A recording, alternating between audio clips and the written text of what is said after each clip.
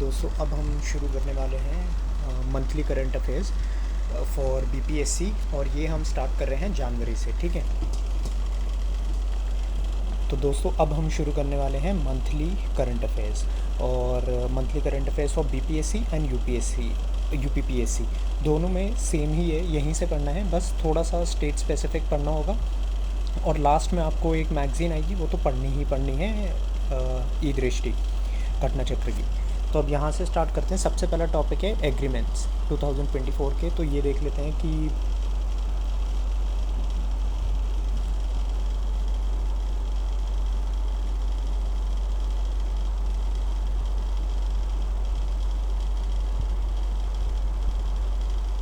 तो सबसे पहला तो ये हो गया, देखो ये बहुत इम्पोर्टेंट है।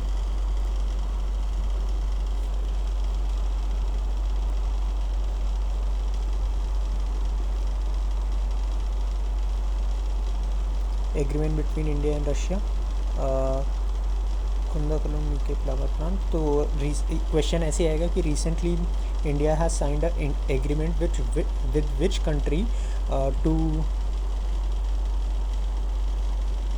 For the construction of power generation units of Kudankulam nuclear power plant. सबसे पहले कहाँ है? तमिलनाडु में। ठीक है, तो आंसर होगा रशिया। ये तो बहुत इम्पॉर्टेंट है कि इजिप्ट जो है इसने अपना चाइना का इंटरनेशनल लूनर रिसर्च स्टेशन है उसको ज्वाइन कर लिया है। किसने? इजिप्ट ने। फिर ये थर्ड भी बहुत इम्पोर्टेंट है कि डेनमार्क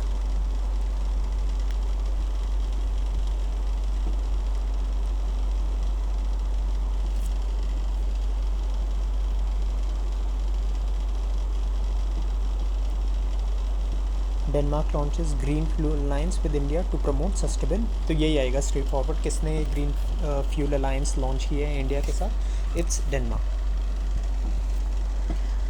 फोर्थ, ये बहुत इम्पोर्टेंट है,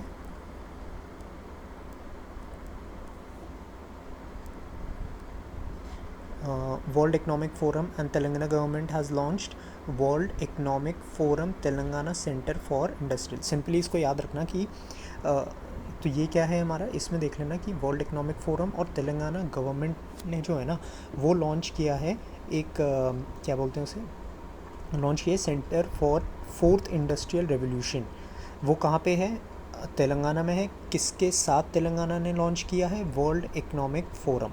स्ट्रेट फॉरवर्ड क्वेश्चंस ऐसे ही आते हैं कि हाँ किसके साथ क्या लॉन्च किया है, ऐसे करके ना, तो वो प्लीज़ याद रखना, ये बहुत इंपॉर्टेंट हो जाते हैं। अब नेक्स्ट पार्ट आता है हमारा इसमें, नेक्स्ट पार्ट आता है हमारा अपॉइंटमेंट्स।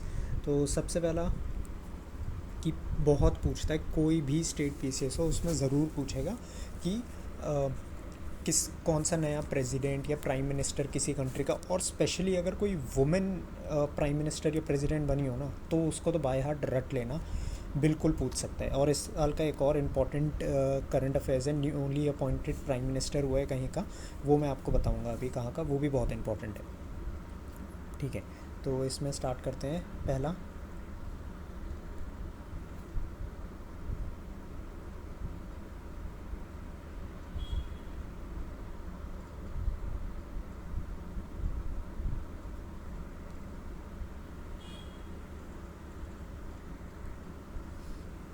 तो पहला हम स्टार्ट करते हैं। प्रेसिडेंट ऑफ कॉन्गो कौन बना है? बस ये याद रखना, फिलिक्स बना है, और ज़्यादा कुछ याद रखने की ज़रूरत है नहीं इसमें।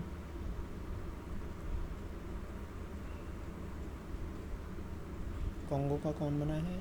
तो फिलिक्स बना है, बस ख़त्म। इसराइल न्यू एम्बेसडर, बिल्कुल याद रखने की ज़रूरत है भाई, न्यूज़ में रहता है इसराइल, इसको कैसे मिस कर सकते हैं हम, तो इसराइल का तो ध्यान रखना ही होगा।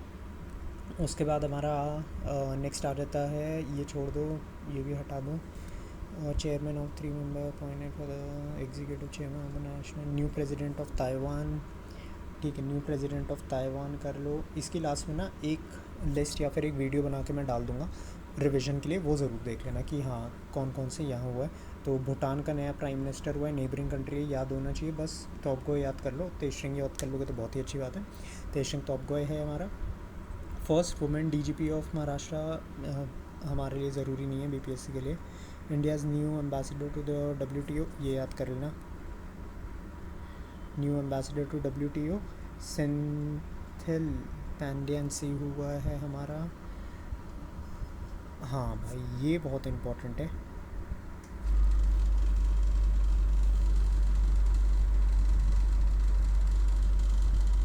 फ्रांस यंगेस्ट एंड फर्स्ट के प्राइम मिनिस्टर, ये हमारा गैब्रियल एटल हुआ, ठीक है। तो ये हो गया हमारा। फिर नेक्स्ट आ जाते हैं।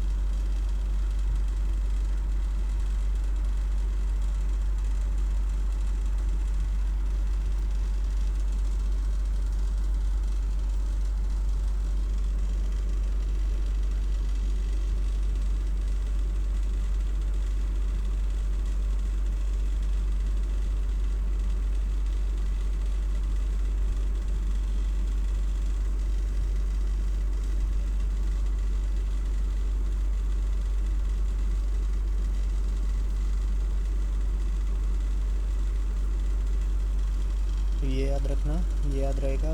प्राइम मिनिस्टर ये तो याद होना चाहिए, शेख हसीना।